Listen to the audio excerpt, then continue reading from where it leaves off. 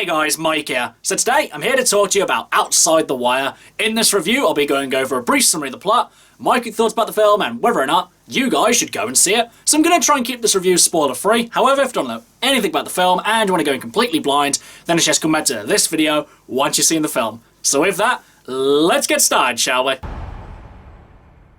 Do you trust me?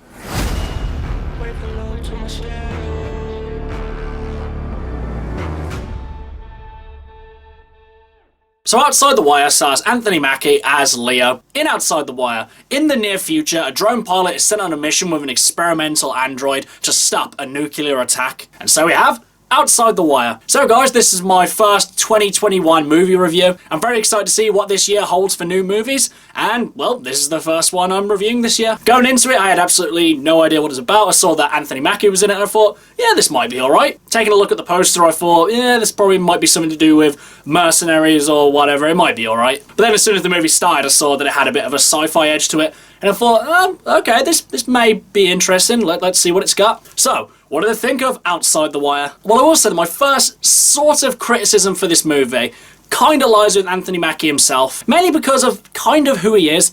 When you watch him in interviews, he is like the most charismatic person in the room. When Anthony Mackie's there, you know he's there, and that's one of the things I really like about the guy. But in pretty much most of the things that I've seen him in, he doesn't really tend to bring that same level of charisma to his roles. You could argue this is a good thing, the fact that he's not really playing himself, which is definitely a good thing. But honestly, for me, I really see this guy as like a young Denzel or a young Will Smith.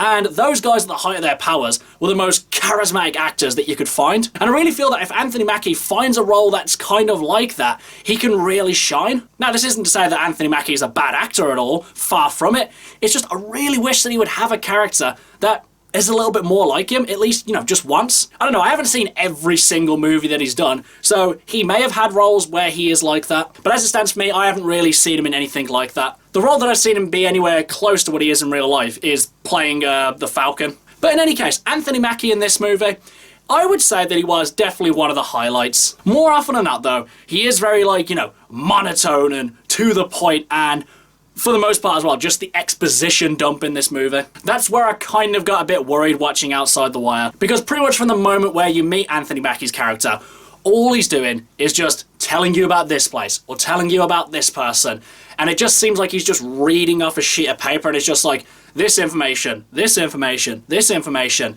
in a very uninteresting way. I know every movie has to have this kind of exposition scene where no movie wants to do it, but they really kind of have to do it. And I suppose it was better that they get the somewhat important information just kind of out of the way so you can kind of really get into the story. And that would have been fine if the story itself was interesting.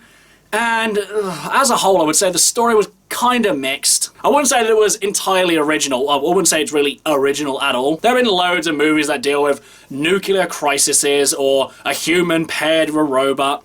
And you would think that sometimes when you pair these two together, you would get an interesting combo, but yeah, not really in this movie. A lot of the make and break for this movie would pretty much come down to the relationship between Anthony Mackie's character and Damson Idris's character, Harp. And I would say that they do have moments where they do have good chemistry with one another, but for the most part, it just, I don't know. I mean, like, it's not that it's terrible, it's just not really all that compelling. I mean, this is a kind of story where they're not really supposed to be the best of friends. They're kind of supposed to be a little mistrustful of one another. All I will say is that their pairing isn't really all that compelling. But again, with movies like this, I can forgive everything as long as the action itself is good. If all else fails, if you can show me some interesting and well choreographed action scenes, then I can give this one a pass. But unfortunately, that's not the case with this film. Now, I wouldn't go out there and say that the action in this movie is terrible. It's just not exactly that creative or really that entertaining. It starts off below average, but then honestly, as the movie goes on, it does get a little bit better, especially in the scenes where it's just Anthony Mackie. I don't know whether it was a lack of imagination from the creative team, or whether it was the fact that they didn't really have much time to film any of these scenes. But in any case, the action itself just wasn't really all that interesting. It definitely had moments where it did get a little bit interesting, but they were too far in between to really save this film. I would say one of the only actual saving graces is that the CGI itself, you know, was actually really good. I imagine if I probably went back and probably was a bit nitpicky, I could probably find one or two scenes which didn't really look that great. But for the most part, I'd say the CGI itself was, you know, actually really good. And actually going slightly back to the action, though it wasn't really that entertaining, you could definitely see everything that was going on. It was definitely well presented. It's just the action itself wasn't really all that entertaining. But as well, going back to the story elements, basically there was a bit of a twist to the story, which, to be fair, I kind of didn't see coming. Again, it may have been in the trailer, I don't know. But for me watching this, it kind of did take me by surprise a bit. And honestly, if they kind of stuck with it, if they kind of actually had what was going to happen actually happen, this would have been a great ending. But it pretty much goes exactly the way you expect it to. No long-lasting consequences or anything that would make this film stand out. It's just, we gotta stop this thing. We've stopped this thing. Yay. Honestly, they should have just gone for broke and just tried to give us a bit of a different ending.